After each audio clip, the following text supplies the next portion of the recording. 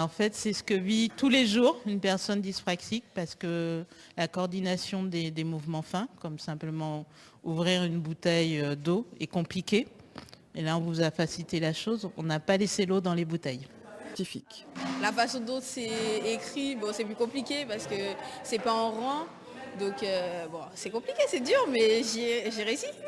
C'est super. J'ai trouvé ça très intéressant, surtout pour la dyscalculie, où vraiment je me suis rendu compte qu'en fait ça fait mal à la tête à force de devoir réfléchir à l'ordre des chiffres, etc. C'est un peu personnalisé, elle sait un peu comment s'adapter à toi, elle sait ce que tu as besoin, donc c'est plutôt utile. Par exemple, quand il y a des questions un peu compliquées, je demande soit de me reformuler ou soit de m'aider à mieux comprendre la question.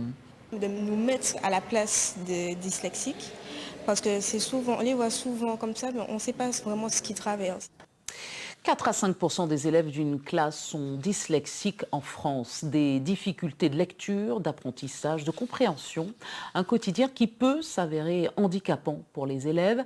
Des établissements mettent en place des dispositifs d'accompagnement. L'association 10 organisait il y a quelques jours une journée de sensibilisation au lycée Paulette Nardal à Ducos. Fabienne Léonce et Otsi Ultidas. Une autre lecture de La cigale et la fourmi, le poème de La Fontaine vu par un élève souffrant de dyslexie. C'est l'exercice que doivent faire ces lycéens et il est loin d'être simple.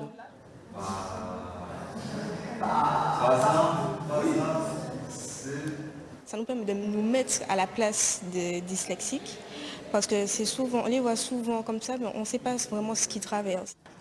Autre atelier pratique et autre trouble, la dyspraxie. Ces élèves doivent déboucher une bouteille avec des gants de boxe. En fait, c'est ce que vit tous les jours une personne dyspraxique parce que la coordination des mouvements fins, comme simplement ouvrir une bouteille d'eau, est compliquée. Et là, on vous a facilité la chose. On n'a pas laissé l'eau dans les bouteilles. Être dans la peau d'un 10. Ici, il s'agit du trouble de dyscalculie ou la difficulté à appréhender les matières scientifiques. La façon dont c'est écrit, bon, c'est plus compliqué parce que c'est pas en rang. Donc bon, c'est compliqué, c'est dur, mais j'ai réussi. C'est super dur, franchement, c'est super dur. C'est super dur. Les troubles 10 sont multiples et peuvent être handicapants, manque d'attention, fatigue ou même agressivité. J'ai trouvé ça très intéressant, surtout pour la dyscalculie, où vraiment je me suis rendu compte qu'en fait ça fait mal à la tête à force de devoir réfléchir à l'ordre des chiffres, etc. Ce projet, à l'initiative des parents d'élèves, est justement de permettre aux élèves de prendre conscience, de connaître ou voir, d'être un peu plus tolérants envers leurs camarades qui peuvent se trouver à côté d'eux, mais dont ils ne voient pas le trouble, la difficulté, le handicap, parce que c'est reconnu comme un handicap. Outre des ateliers ponctuels, une classe a été créée pour des élèves qui ont des difficultés d'apprentissage. Enzo est dyslexique et vient ici pour profiter pleinement de cours particuliers.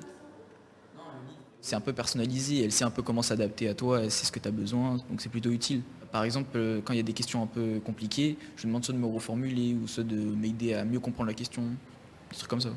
Cette classe a été inaugurée en septembre. Une équipe pédagogique a été formée pour répondre au mieux aux besoins des élèves 10 et plus généralement à tous les élèves en grande difficulté.